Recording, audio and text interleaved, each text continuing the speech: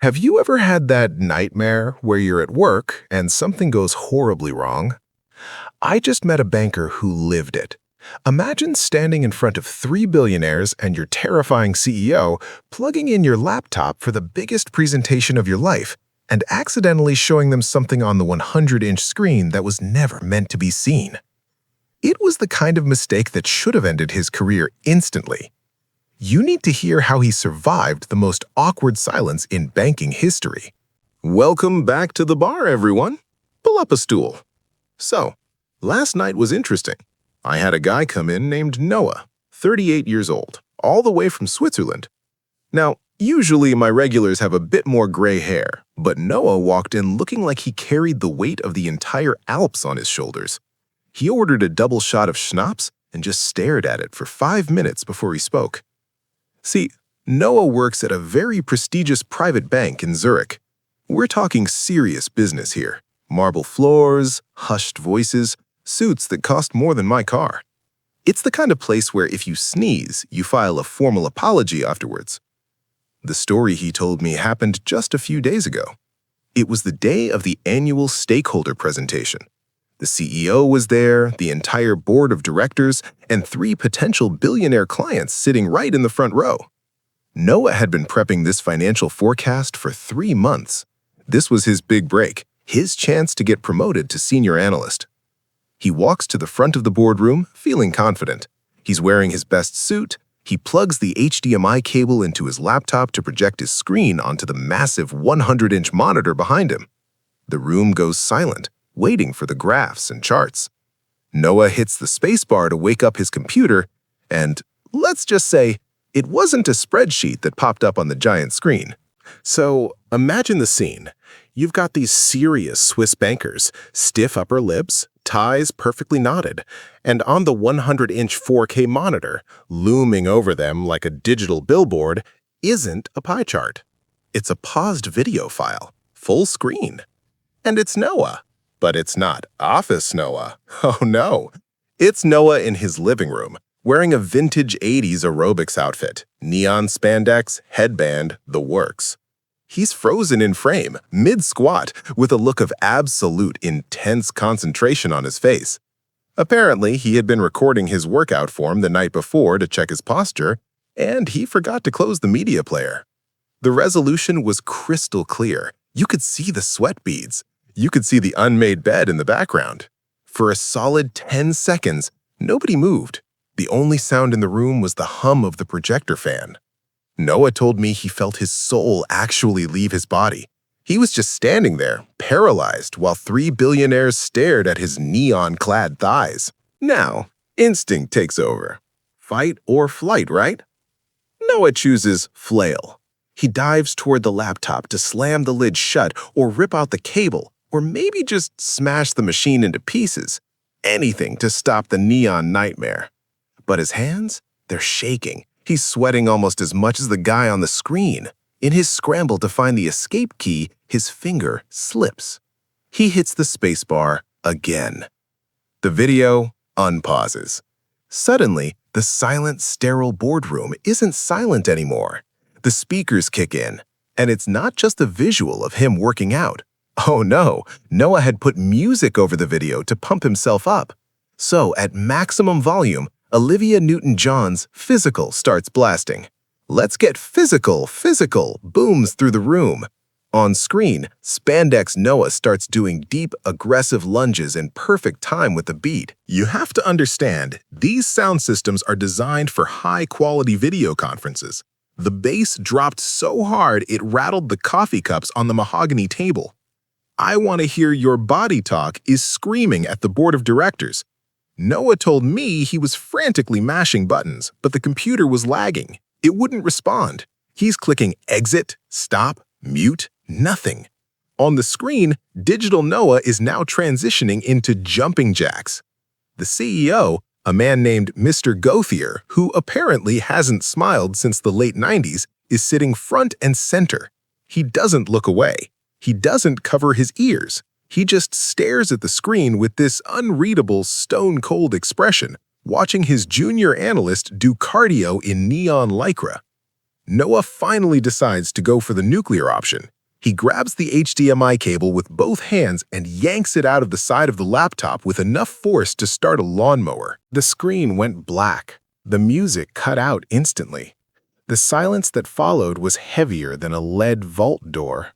Noah told me he was standing there, clutching the loose HDMI cable in his hand like he'd just beheaded a snake, chest heaving like he actually had just done the workout. He was bright red, sweating, and terrifyingly aware that he was the only person in the room not wearing a tie worth 5,000 francs.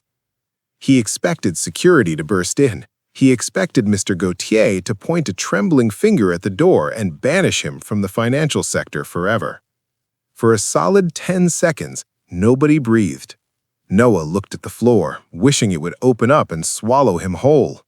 He finally worked up the courage to look up, ready to mumble a resignation and run for his life. But instead of anger, he saw one of the potential billionaire clients, an elderly woman with diamonds the size of ice cubes, lean forward in her chair. She squinted at him, cleared her throat, and broke the silence. So, this billionaire matriarch, right?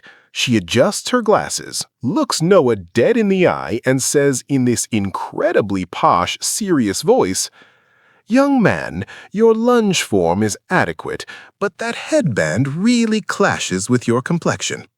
Noah blinked. He wasn't sure if he was having a stroke.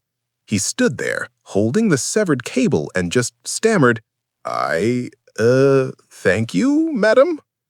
The tension in the room shifted instantly. It went from horrified silence to bewildered confusion.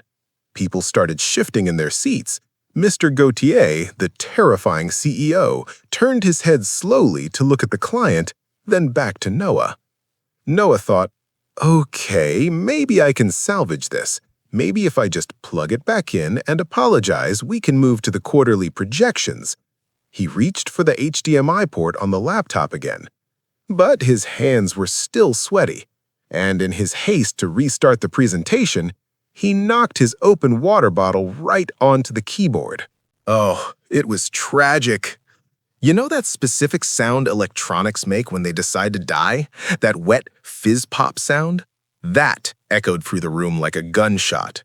A tiny wisp of blue smoke curled up from the keyboard.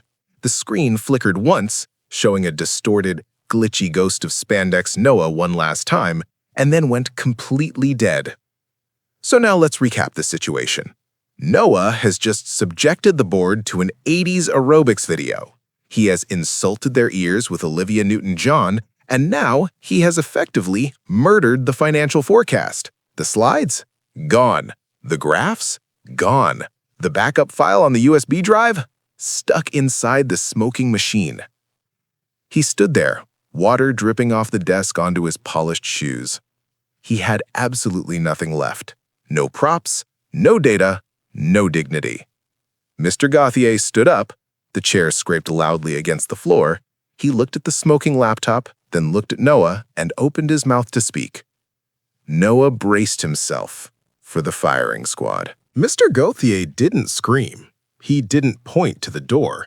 He just crossed his arms, looked at the sizzling laptop, and said in a voice as dry as the Sahara, "Well, the machine is dead.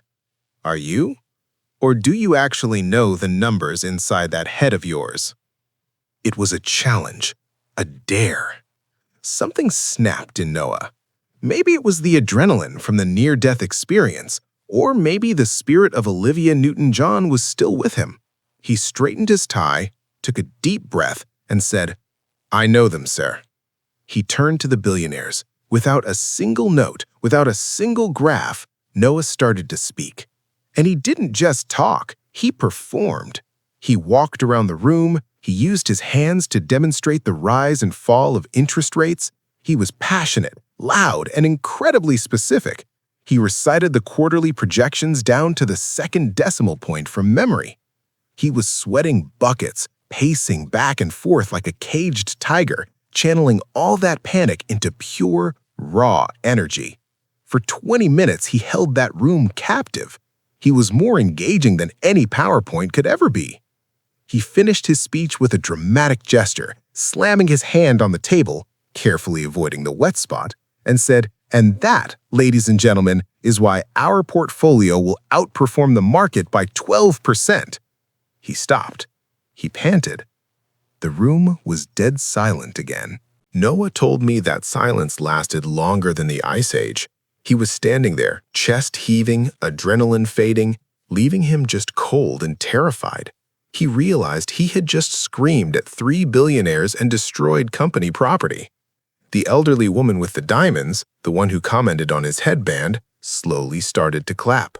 It wasn't a polite golf clap. It was a slow, rhythmic, heavy clap. Clap, clap, clap. Then the man next to her joined in, then the third billionaire. But Mr. Gauthier, the CEO, he didn't clap. He walked slowly around the table, his face completely unreadable. He stopped right in front of Noah, invading his personal space. He looked down at the wet spot on the table, then at the trash can where the laptop belonged, and finally, right into Noah's eyes. He leaned in close, so only Noah could hear him. Noah held his breath, waiting for the words, "You're fired." Instead, Gauthier whispered, "That was the most chaotic, unprofessional disaster I have ever witnessed in this building." So, Gauthier is leaning in, whispering that it was a disaster. Noah's heart stops.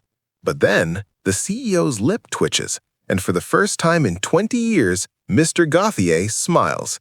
He finishes his sentence, "But you know your numbers better than anyone on my board, and frankly, that was the most honest thing I've seen in finance in a decade." He straightened up and addressed the room.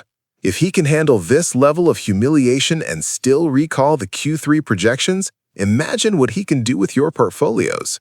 The billionaires loved it. They signed the deal right there, partly because Noah was brilliant, but mostly because they wanted to be the ones who discovered the aerobics banker. Noah got his promotion to senior analyst that very afternoon. But there was a catch.